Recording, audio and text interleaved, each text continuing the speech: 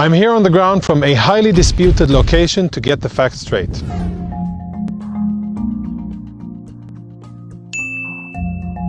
I'm here near Avivim, on Israel's northern border with Lebanon. Behind me is the blue line. North of the blue line is the state of Lebanon. South of the blue line is the state of Israel. Exactly 20 years ago, in May 2000, the Israeli Defense Forces withdrew from southern Lebanon. Just before the IDF troops withdrew, the United Nations sent a team of experts to where I am now to mark our line of withdrawal on the map and to mark them behind me by these blue barrels that you can see in the background. This is the blue line. There's a lot of misinformation and confusion about what the blue line is, and it has been frequently abused by the Lebanese armed forces and Hezbollah. History can provide some clarity.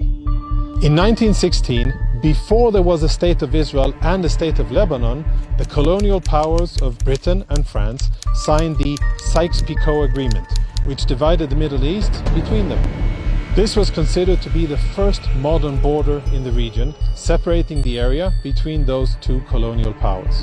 In 1923, British officer Lieutenant Colonel Newcomb and French officer Lieutenant Colonel Paulet convened to further map out the border running across the area from Israel all the way to Syria in the east. In 1948, Israel was attacked by 6 Arab armies.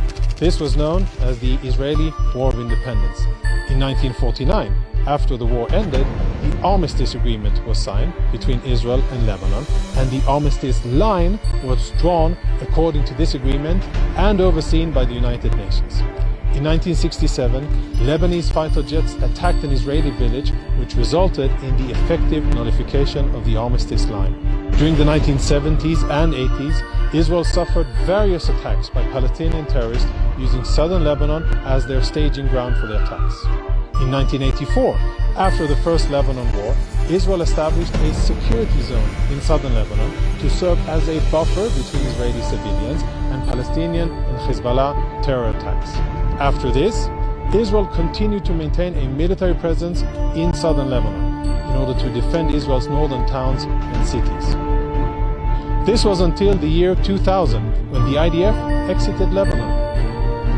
צה"ל השלים הלילה את היציאה מלבנון והשיב הביתה את הבנים בשלום.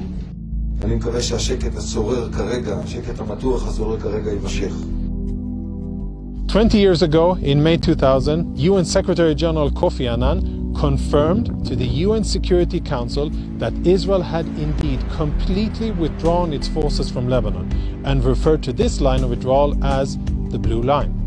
The Blue Line is marked and observed by United Nations interim force in Lebanon called UNIFIL with blue barrels and is accepted and respected by both Israel and Lebanon. The fence you see behind me was built by Israel in recent years and provides security by indicating if tampered or cut. This fence was built in its entirety on the Israeli side of the Blue Line, and the UN has confirmed this many times over. In some places, such as where I'm standing now, there is a gap of even a few hundred meters between where our fence is and where the blue line is. To be honest, because of the terrain, this was the easiest way to place the fence. Israel is fully within its rights to cross the fence, bearing in mind that it doesn't cross the blue line because the fence is several meters shy of the blue line.